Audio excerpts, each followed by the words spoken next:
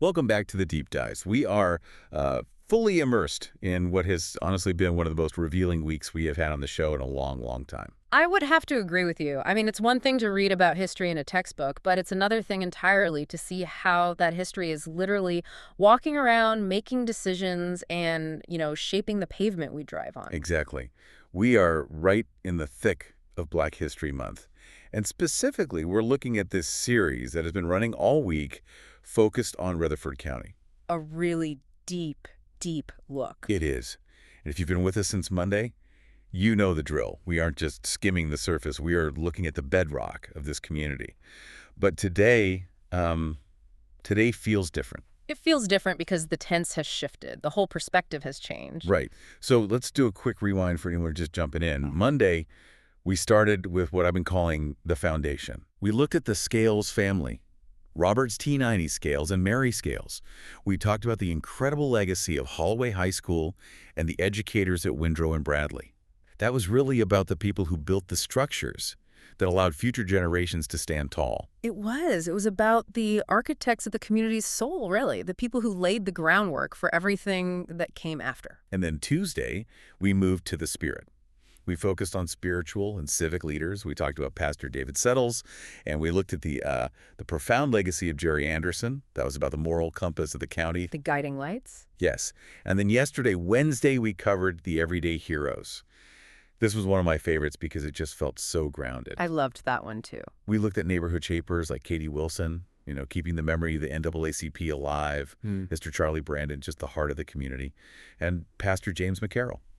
These are the people doing the work on the ground block by block. So we've had the foundation, the spirit, and the everyday heroes. Which brings us to today.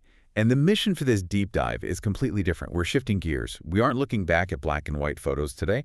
We're looking at the current landscape. Our focus is Trailblazers of today. Right. We are analyzing the black leadership currently serving an elected office in Rutherford County. But I have to ask you, before we dive in, when we say black history, people usually tune in for the sepia-toned photos. Oh, for sure. They want the civil rights era stories. Okay. Why is it so important, critically important, to pivot to a city council meeting in, 2026? That is the fundamental question, isn't it? And I think it comes down to the difference between commemoration and continuation. Ooh, I like that. Commemoration and continuation. Yeah. If you only look at the sepia photos, you subconsciously categorize black leadership as an artifact, something that happened in the past to get us to the present. You put it in a glass case at a museum. It's over. It's done, but power is dynamic. It has to be maintained and exercised daily. And if you're not looking at who's exercising it now, you're missing the entire point of the history that came before. It's a difference between studying the engine schematics of a vintage car and actually driving the car on the highway today. Right. That's a great way to put it. And the car, in this case, is Rutherford County, which is one of the fastest growing economic engines in Tennessee. The people we're profiling today, they aren't fighting for the right to sit at the lunch counter. Yeah. They're deciding zoning laws for where the new restaurants are built. They are deciding how the tax revenue from those restaurants is allocated. That is a fundamental shift in agency. It's a whole different level of power. I love that concept. Living history. Because the people we're talking about today, elected officials in Murfreesboro, Smyrna, the wider Rutherford County, they are writing the history books right now in real time. Precisely. The decisions they make in a council meeting on a Thursday night are the history students will be studying 50 years from now. And what's fascinating here, and you pointed this out in the prep, is the continuity. Yeah. You're going to hear some names today that we have actually mentioned earlier in the week. Well, absolutely. I noticed that immediately in the research. Names like Madeline Scales Harris and Pastor David Settles, they just keep popping up. And that is so significant. It shows that excellence isn't confined to a single lane. You don't just have educators over here and politicians over there and pastors in another box. Right. You have leaders who shape history in multiple chapters. Madeline Scales Harris is a bridge to the Scales legacy we discussed Monday, but she's also a current policymaker. Pastor Settles is a spiritual leader from Tuesday's discussion, but he's also shaping education policy today. It's like the Marvel Cinematic Universe of local government. Yes. Everything is connected. Yeah, that is one way to put it. But it speaks to a deeper truth. Real leadership is ubiquitous. It shows up wherever there is a need. And frankly, in a county growing this fast, the needs are absolutely everywhere. So let's unpack this. We're going to break this down by the bodies of government they serve on. We'll go to Murfreesboro City Council, the school board, the county commission, and then we'll head over to Smyrna. A comprehensive tour of the county's governance. It's a great way to see the different layers of influence. Let's start right in the heart of the city, Murfreesboro City Council. And we have to start with the legacy and the operator. And the legacy here is, it's undeniable. You just can't talk about Murfreesboro politics without this name. Madeline Scales Harris. Now, if you listen to Monday's episode, your ears perked up. We established that the Scales family is essentially civic royalty in Murfreesboro. She is the daughter of Robert T. Scales and Mary Scales. Who were the first black man and first black woman to serve on the council, respectively? Just think about that for a second. I want to pause on the weight of that. It's one thing to run for office because you have a good idea or you're passionate about an issue. It's another thing entirely to run for office when your parents literally integrated the body you were trying to sit on. It creates such a fascinating dynamic for a leader. On one hand, she has this incredible platform and name recognition. In politics, name ID is gold. Everyone in Murfreesboro knows the name Scales. They know the name, they know the history. But on the other hand, there is an immense pressure to carry that torch. Her presence isn't just symbolic, as the source material says, it's lived and earned. Lived and earned. I like that phrase. But does the legacy ever get in the way? I mean, do you think she struggles to be seen as Madeline rather than just the Scales daughter? That is always the challenge for dynastic political families, whether you're talking about the Kennedys or the Bushes or, in this case, the Scales. But you look at her resume and you see the answer. She's a retired State Farm professional. She had her own career, her own identity outside of politics. So she built her own foundation first. Exactly. And her leadership style seems distinct. It's not just a copy of her parents'. How so? What stands out to you? One thing that stood out to me in the research is just how ubiquitous she is, how present she is. If you go through the archives of the Daily News Journal, she is everywhere. Everywhere. MLK breakfasts, women's marches, unity luncheons, public safety ceremonies. She isn't leading from some ivory tower. She is leading from the ground. Her real job seems to be showing up. That is a skill in itself. Showing up sounds easy until you have to do it 5 nights a week for 20 years. It's exhausting, and she's had to show up even when it was hard personally. The research mentions her resilience in returning to public service after personal health challenges. That takes a different kind of strength. It signals to the community, I am committed to you, even when I am hurting. That builds a different kind of trust, doesn't it? It builds an unbreakable bond. So if we connect this to the bigger picture of Murfreesboro, think about her role. She is a generational bridge. Murfreesboro is growing explosively. It is changing every single day. New subdivisions, new traffic patterns, new people. Exactly. And having someone like Madeline Scales Harris on the council, someone who carries the literal DNA of the city's history, is invaluable. She serves as a trusted voice for seniors and longtime residents who might feel overwhelmed by the new changes while still navigating that future. She validates the past while participating in the future. In a boomtown, you desperately need someone who can say, I remember what this corner used to be, not to stop progress, but to contextualize it, to make sure you don't pave over your own soul. What a great way to put it. Now, sitting alongside that legacy on the council is a figure who brings a completely different kind of energy. T. Kurt Wade. I call him the operator. This is a fascinating profile, and frankly, this is where we need to get a little technical to understand his value. It's not just about his policies, it's about his process. Okay, get this. He grew up in Trenton, Tennessee, and public service was, quote, the family business. His dad was on the city council, his mom was deputy county clerk. So he speaks the language of government. He grew up with it. It was dinner table conversation for him. Right, but his resume, it is wild. It is incredibly eclectic. It's one of those resumes where you have to read it twice. So 11 years at UPS, record-setting sales at the Maxwell House and Opryland Hotel. And then this is the one. 5 seasons with the Jacksonville Jaguars as manager of team operations. That is the detail that jumps out. It's the one that makes you go, wait, what? He managed team operations for an NFL franchise, and he served on the Super Bowl XXAIX host committee and the Gator Bowl Transportation Committee. I'm going to stop you right there because I think a lot of people hear NFL and they think, oh, he likes football, or they think it's just a glamour job. Yeah, that's what I thought. Hanging out with athletes, getting good seats. But for a listener who doesn't follow the NFL front office, we need to drill down on what that job actually entails. It is the opposite of hanging out. It is high-stakes logistics on a level most people can't even imagine. Okay, break it down for us. You are essentially the CEO of moving a small village.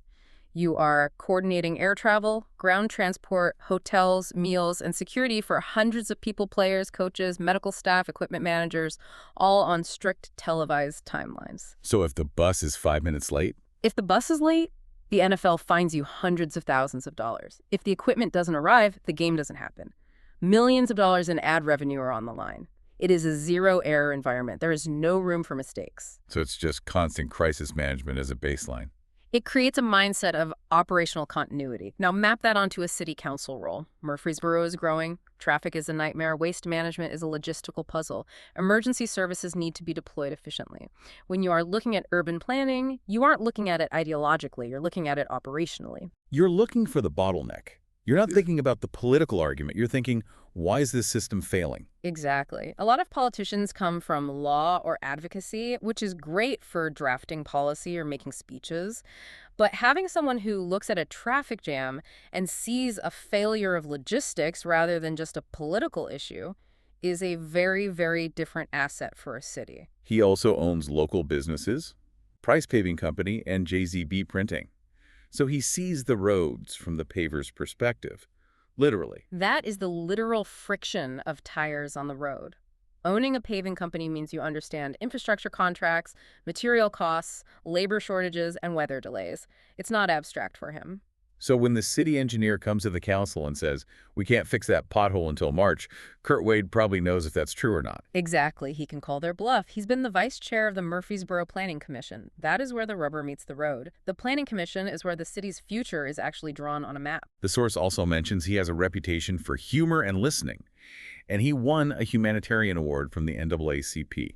So he's got the hard skills, the operations, the planning, the business, and the soft skills. Which is a powerful combination in local government.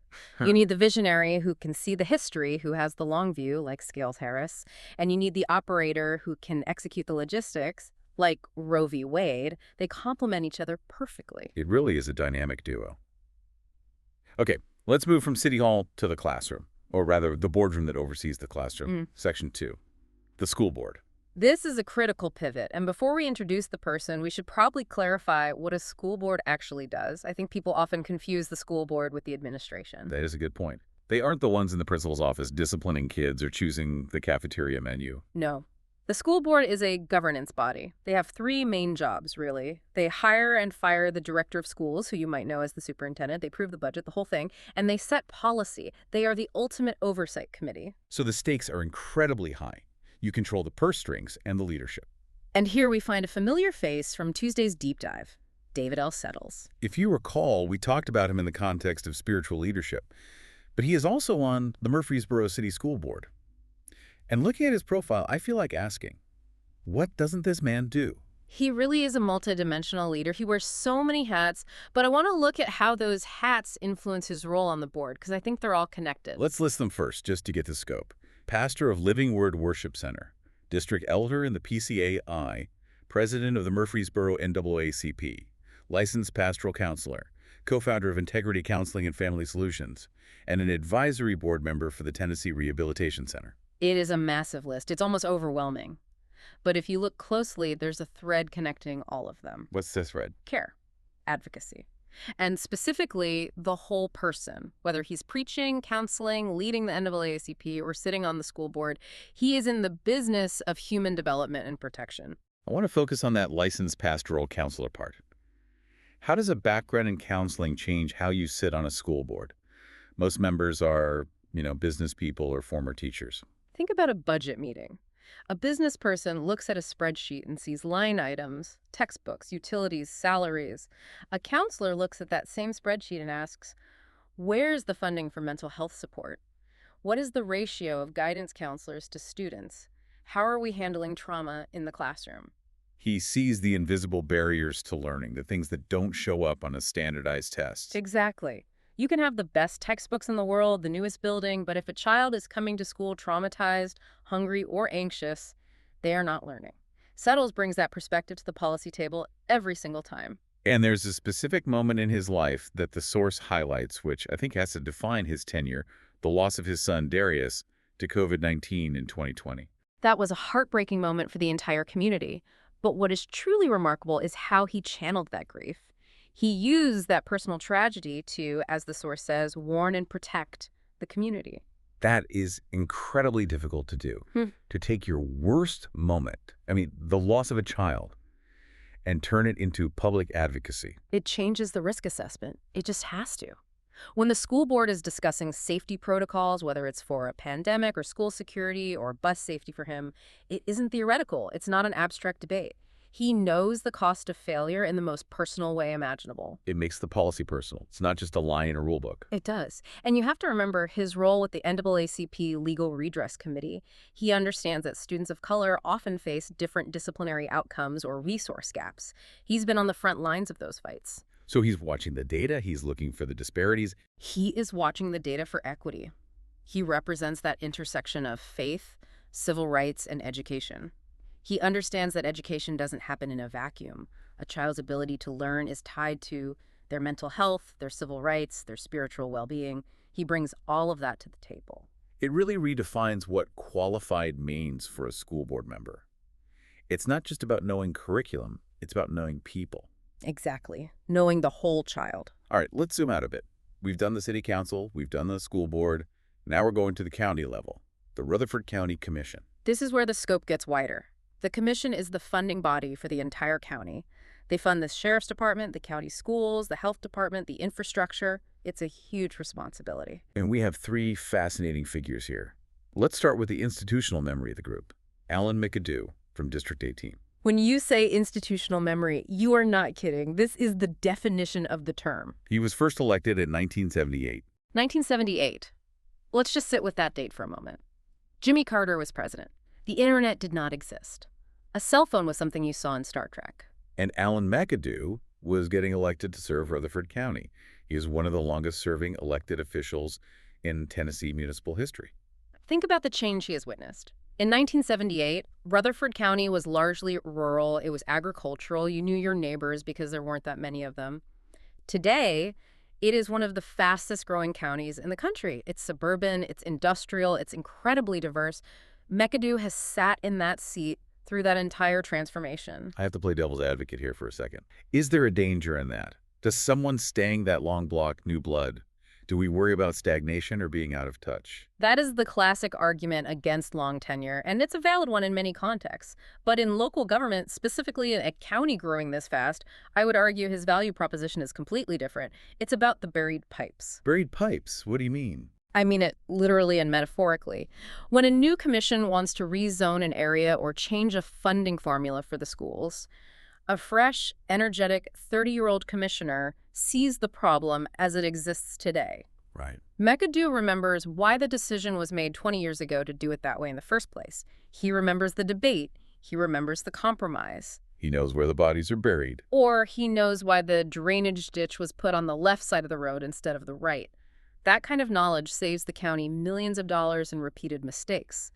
When you have a board that churns every 4 years, you lose the history of your own decisions. McAdoo is the hard drive backup for the county commission. That makes so much sense. You need someone who can say, hey, we tried that in '85 and it flooded the entire downtown. Exactly. The source describes him as having a calm demeanor and being detail-oriented. You don't last since 1978 by being a firebrand. You last by being effective, by knowing your stuff, and by being a steady hand. He's also a retired State Farm professional. There's that company again. We'll come back to that. And he helps create Central Magnet School. That is a huge legacy point. Central Magnet is consistently ranked as one of the best high schools in the nation. To have the foresight to advocate for that kind of educational infrastructure shows he wasn't just managing the present, he was looking decades ahead. He also advocated for the $73 million Judicial Center and chaired the Property Management Committee. So, again, like Kurt Wade, he's dealing with the nuts and bolts, the buildings, the courts, the schools, the physical reality of the county. He is the steady hand on the wheel. You need that in a storm of growth. Moving to District 1, we have Hope Oliver. And her profile feels, I don't know, closer to the ground somehow, more personal. It does, and I think that comes directly from her profession. She's a registered dental hygienist. Now, I can hear the skeptics. Does cleaning teeth qualify you to manage a multi-million-dollar county budget? It's a fair question to ask. It's not finance, it's not law, it's not real estate. But pause for a second. Think about the nature of that job. It's incredibly intimate. You are literally in people's personal space. You are inflicting minor discomfort for long-term health, and you have to communicate the value of that to a patient who is vulnerable, unable to speak, and probably anxious. That actually sounds a lot like telling a constituent their taxes are going up to pay for a new school. It is the ultimate bedside manner training, but beyond the joke, it places her in the service economy class. She isn't in a boardroom. She's in a clinic. She interacts with regular people all day long from all walks of life. She hears the gossip. She hears the complaints about traffic. She hears what people are worried about. She hears the reality. When she talks about her platform, public safety, infrastructure supporting schools, she's viewing it through the lens of the everyday resident she just saw in her chair. The source also emphasizes her identity as a wife, mother, and grandmother first. And that is a specific political archetype, the community guardian. She isn't running on logistics like Wade or legacy like Scales-Harris. She's running on safety and stability. She represents the demographic that just wants the neighborhood to work, the schools to be safe, and the trash to be picked up on time. It's a very grounded, very relatable approach. And then rounding out our trio on the commission, we have Rommel McMurray in District 19. I call him the civic powerhouse. The term powerhouse is completely appropriate given his resume. It almost doesn't seem real. He has been a Murfreesboro resident since 2012, so he's a bit newer compared to McAdoo, but he has wasted zero time getting involved. He works in healthcare operations professionally, but his civic involvement list, it reads like a phone book of every nonprofit in the county. Let's hear a few. I want people to understand the sheer breadth of it. Okay. Habitat for Humanity, Junior Achievement, JDRF, Nourish Food Bank, United Way, American Diabetes Association, American Heart Association, Murfreesboro Urban Environmental Commission, Citizens Police Academy, the local baseball association. He is literally everywhere. How does he have time to sleep? Seriously. That is the question. But this tells us something incredibly important about his leadership style. He's a networker. He understands how the nonprofit sector intersects with government. He knows all the players. And his philosophy is people over party. That is a very resonant slogan in local politics, especially now. We often get so caught up in national partisan divides, red versus blue. But when you are dealing with hunger, which is Nourish Food Bank, or housing, which is Habitat for Humanity, or diabetes, those aren't partisan issues, they're human issues. Right. A pothole doesn't have a political party. Hunger doesn't have a political party. A kid needing a place to play baseball doesn't care about your voting record. Exactly. And his background in healthcare operations is key here. Healthcare is a complex, regulated, high-stakes industry. It requires fiscal responsibility and careful planning for growth. Bringing that mindset to the county commission, coupled with his massive network in the nonprofit world, makes him a very effective connector. He connects the resources to the needs. Precisely. If a problem comes up in the county, say, food insecurity for seniors, he doesn't just look at the county budget for a solution. He probably picks up the phone and calls his contacts at Nourish Food Bank and the United Way and brokers a solution that leverages public and private resources. That is the power of the network. Okay, we have covered Murfreesboro and the county commission, but we cannot leave out Smyrna. Absolutely not. Smyrna is a vital part of the county's story. It has its own distinct identity, its own history. And in Smyrna, we have Councilmember Raquel Peebles. And if Madeline Scales-Harris is royalty in Murfreesboro, Raquel Peebles is the deep-rooted oak tree of Smyrna. The source mentions her family roots stretch back more than 5 generations in the area. 5 generations. Think about that in a place like Middle Tennessee where so many people are recent transplants. That is so rare in a transient world. That means her ancestors were shaping that land long before it looked anything like it does today. She isn't just representing a district. She is representing the soil her family helped build. Her history is the town's history. But here's the interesting twist. She is the hometown daughter, yes. She graduated from Smyrna High. But then she leaves. She goes to Memphis State for her BA and then to Emory University School of Law for her JD. And we should note, Emory is a top-tier law school. It is an elite institution. This isn't just any law degree. So she leaves, gets this high-level legal education, becomes a successful attorney with a 20-year career, and then she brings it all back home. That is the return home narrative. It is so powerful in American life. She didn't take that expertise and go to New York or D.C. or even stay in Atlanta. She brought it back to Smyrna. Why do you think that matters so much? It matters because of the brain drain phenomenon. A lot of small towns lose their brightest young people to big cities. When someone like Peebles returns, she brings that big city expertise, that high-level legal training, and applies it to local problems. She can analyze a contract or a zoning ordinance with a level of sophistication that is a huge asset to the town. She represents both continuity, those 5 generations of roots, and progress. A high-powered attorney bringing new knowledge. She was also the 2025 Ruthie's Community's Choice Award winner for Public Community Servant. That tells you the community recognizes her value. She isn't just a name on a ballot, she is beloved. They see her as their own. It's a beautiful symbol for Smyrna. Deep roots, but always growing new branches. Well said. A perfect summary. So, we've met the players: Sass Harris, Wade, Settles, McAdoo, Oliver, McMurray, Peebles. Now, I want to step back. What does this all mean? We need to synthesize this, connect the dots. When we look at this group as a collective, some really interesting patterns start to emerge. One thing that jumps out at me immediately is professional diversity. Yes, none of these people are career politicians in the sense that politics is their only job. They are paving experts, dental hygienists, pastors, attorneys, healthcare operators. They bring specific subject matter expertise to the government. State Farm employees, we have to talk about that. We have to talk about the State Farm connection. It's too prominent to ignore. Madeline Scales Harris, Alan McAdoo, both retired from State Farm. It is a pattern, and it suggests something about the corporate culture in the region. State Farm has a massive presence in Murfreesboro. It seems they have a culture that encourages, or perhaps even trains, their people for civic duty. Maybe it's the organizational skills you learn there, or just the emphasis on being a good neighbor. It's likely both. Large corporations like that often have leadership development tracks and community outreach requirements. It seems State Farm, for whatever reason, has been an incubator for Rutherford County leadership. It's a fascinating local detail. Another pattern I see is resilience. We talked about Scales Harris and her health challenges. We talked about Pastor Settles and the incredible grief of losing his son. It shows that these leaders have been tested in the fire. They aren't leading from a textbook. They are leading from lived experience. They know what it is like to struggle, to hurt, to recover. That breeds a certain kind of empathy. And empathy is so crucial when you're making decisions about people's lives. If you've never lost anything, it's easy to cut a budget line that helps people who are losing everything. Absolutely. Empathy acts as a check on cold efficiency. It forces you to remember the human cost of a decision.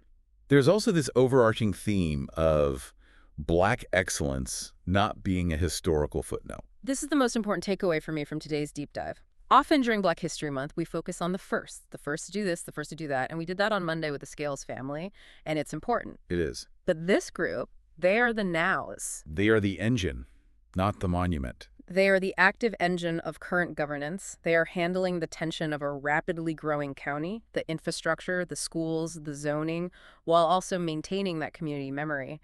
They are showing that Black leadership is integral to the daily operation of Rutherford County. It's not a special section of the library. It is the library. I love that. Is the library.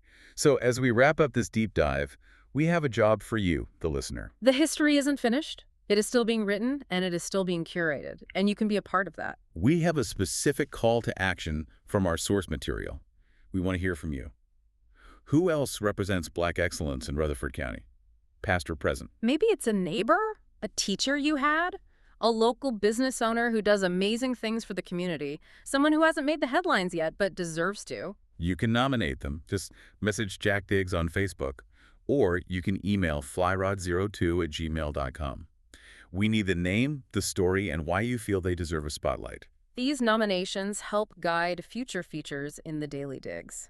You are helping to write the next chapter of this story. And just a reminder, this was part of a week-long series. Tomorrow, Friday, will be the final episode of this first week. You definitely don't want to miss it. But before we go, I want to leave the listener with a final provocation, a thought to mull over. Let's hear it. We have talked about the Trailblazers of today, and earlier in the week we talked about the foundations of yesterday. But in a county growing this fast, with so many new people and new challenges, how do we ensure the Trailblazers of tomorrow are being mentored by the Trailblazers of today? That is the question, isn't it? The bridge between generations, the kind that Madeline Scales Harris represents, is vital. Are we consciously building enough of those bridges? How are we connecting the wisdom of an Alan McAdoo with the energy and new ideas of the next generation of leaders? If we don't build those mentorship pipelines intentionally, we risk losing that institutional memory. That, to me, is the real challenge for the community moving forward. That is a great thought to chew on. History isn't just what happened, it's what we're doing. It's the work we're doing right now. So look at your own local officials through this lens. See the personal stories and the professional legacies behind the vote. It completely changes how you see your city. It certainly does. Thanks for diving deep with us today. We will catch you on the next one. Goodbye, everyone.